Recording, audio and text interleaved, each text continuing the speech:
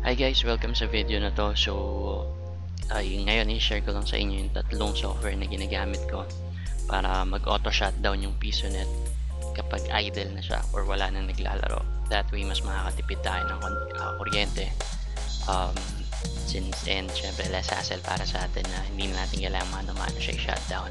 Hindi rin masisira yung hard disk nyo kasi hindi nyo kailangan i-press and hold yung power button ng units nyo. Alright, so start na tayo. Syempre isa yung pinakamadali. Isa sa mga commonly used software is itong WinOff. So punta lang kayo dito sa Google nyo lang, and naglalagay na lang siguro ako ng link sa baba para ma-download nyo siya. So paano siya install? Easy lang, punta kayo sa page niya sa website, click nyo itong download, click nyo yung installer niya, and siguro save ko na lang sa desktop. Yan. So maliit na file lang siya, and click nyo itong yung download nyo, run nyo lang. Santayin natin siyang lumabas. Yun na siya pala siya. So yan, click natin okay, agree, next nyo lang, install, and then okay na siya. Then run nyo, finish, and na. So WinOff. Paano nyo i-configure to? Punta lang kayo dito sa general options tab. Meron ditong tick box na force shutdown, force closing only for non-responding applications. So click nyo lang yan and save settings. So ibig sabihin pag siguro pwedeng iset yung minutes kasi. So set yung minutes dito, enable, set nyo ng 3 minutes, and then save settings. Okay na yun. Alright, so and then activate. So makikita niya yan siya. So makikita na rin yung player, pwede niya magagalaw, pero pwede niya i-double click kasi. So para pag di-double click niya, hindi niya mabago yung settings or hindi niya ma-deactivate. So this is how you deactivate. Easy lang, wala na siya. Yan na, makikita niya hindi siya green. So double click nyo, deactivate. Piliin nyo muna itong activity. So activate. Yan. Pag idle na siya, ayan, hindi na siya nag-countdown. So double click natin para di magalaw ng mga player gamit kayo nito. May ilagay natin ng password. Ayan, password.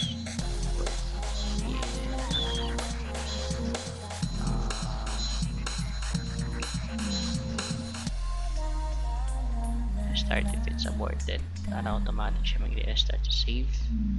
Tapos activate. Double click nila yan, yung mag-ask ng password. Alright. Or pwede nyo tanggalin din and then save. Make sure na lagi nyo lang siya isi-save. And kung ayaw nyo siyang nakakalan na nakikita, makikita nyo naman dito. So show display. Pag ina-activate nyo siya, hindi na siya makikita. So makikita nyo dito na ano naman siya working. Alright, basta hindi siya grayed out. So yun yung isa. So deactivate natin and exit. Alright, ito naman yung isang ginagamit ko, auto shutdown Genius. Alright, so same thing, punta lang kayo sa website and downloads, syempre. So download natin server. Alright, ito lang siya. Alright, so install lang din natin ulit. Okay, next. Yes.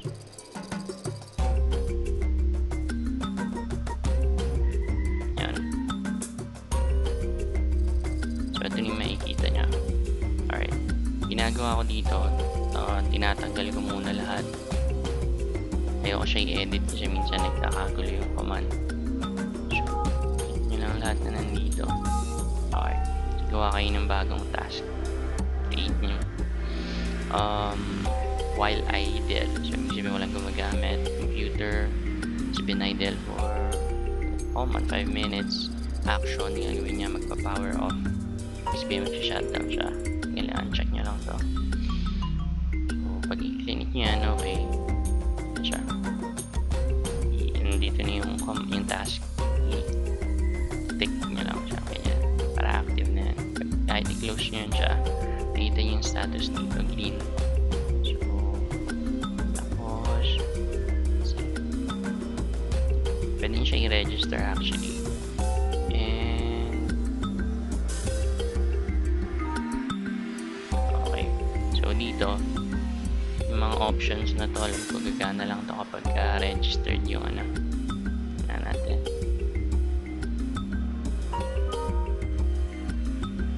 Ayan, yun nga. So, pwede natin itong i-edit na. I mean, pwede nyo i-check kasi minsan pwedeng i-clear na rin to. History, yung cache ng browser, recycle bin, priority files. Makakatulong siya kasi kapag pampabilis din ng PC, no? So meron akong kakanyan, ilalagay ko na lang sa baba yung mga links, and yun, extract nyo lang tong, download nyo lang yung ano eh, let's see, when not a shutdown, Genius, ito, here lang kayo dito. Tapos download nyo lang tong crack. Yan. Okay lang yan, false positive naman yan. Download yan. So pag na-download nyo na, itsura nyo na. Extract here. Yan. So ito na siya. Ito yung crack. Ito kayo sa installation folder nung ito, auto shutdown Genius. Dito lang sa C auto shutdown Genius. Set na yun, na-paste ko na kasi dito yung patch kanina. Ayan, so double click nyo lang yung pang patch, tapos patch na i-fix nyo na. Merong nakakagulat siya na background music. Auto shutdown. So na kaya siya.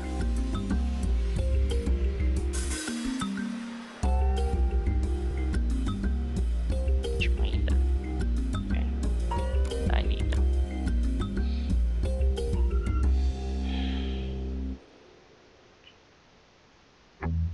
Ayan. So kanina pag clinic natin itong tool standard options, may lumalabas na error kasi unregistered daw. So ngayon napatch natin, grayed out na to kasi registered na tong version. So click natin to, and pwede nyo i-click itong mga options dito. Basahin nyo na lang kung ano yung gusto nyo i-click for your own benefit, diba?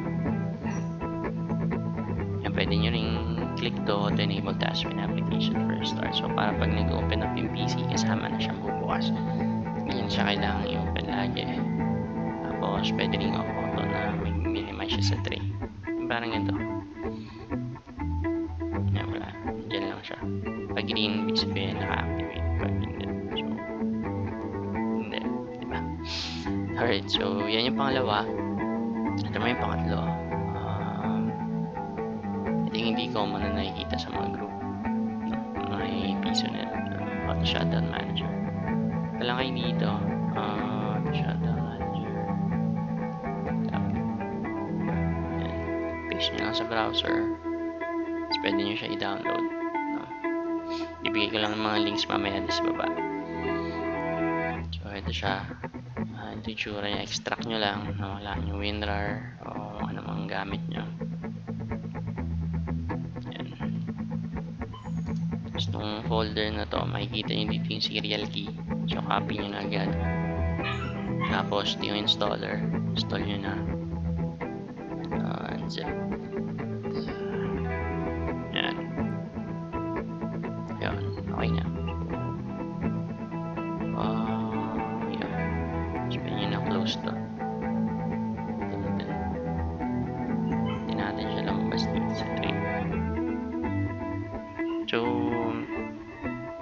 nangyari, kaya ako bangga actually gamit sa mga units ko ngayon is yung auto shutdown manager. Kasi minsan nadidetect yung auto shutdown genius o kaya yung win off. Pag nag-shutdown hindi mo nga balik. Akala ko naka-auto shutdown, hindi pala. Kaya ginamit ko auto shutdown manager. So ito walang issue. Ito nagka-issue dito. Yung auto shutdown genius nadidetect ng crossfire ata extra parang gano'n. So yan nakalagay full evaluation 45 days. Pero try natin gamitin yung key. Okay. Yan, gumana. Pero anyway, itong version naman na to na in-install. After 45 days, mag-free trial na to. So, walang problema dyan. And kung hindi man siya mag-free trial, kasi set nyo muna yung timer. So, post nyo muna. Ito. Tapos, set nyo ng 5 minutes. Kasi usually yan naman yung gamit natin na kapag wala nang naglalaro in 5 minutes. Maraming other option, maraming pwedeng gawin dito sa auto shutdown manager. Pwede din siya maging server, pero ako ginagawa ko lang dito, uncheck ko lang lahat. Yan, tapos mouse keyboard lang. Pag ginalaw yung mouse, marireset yung 5 minutes.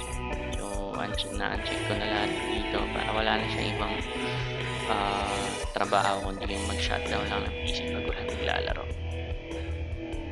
Para wala lang akong sakit ng ulo. So, yun, dito natin set yung pag-shutdown. So, piliin nyo lang to, shutdown, force operation, para pagtapos ng 5 minutes, and then don't forget to save. Okay. Tapos, meron ding option dito para maglagay ng password kung gusto nyo. Ako, hindi ko nilalagyan. Kasi, yan, save na lang. Tapos, punta sa timer tab. 5 minutes. Yan. Lock. So, usually, makikita ng player ganyan pag inisyoso nila kung ano to. May password. Hindi naman na susubukan or susubukan nila mag-type na kahit anong password. Diba? Kasi may password. Pero totoo, wala. So, click mo lang continue. Okay ka na. Diba? So, yun lang, no? Ganun lang simple. Ito, huwag kayong mag-alala.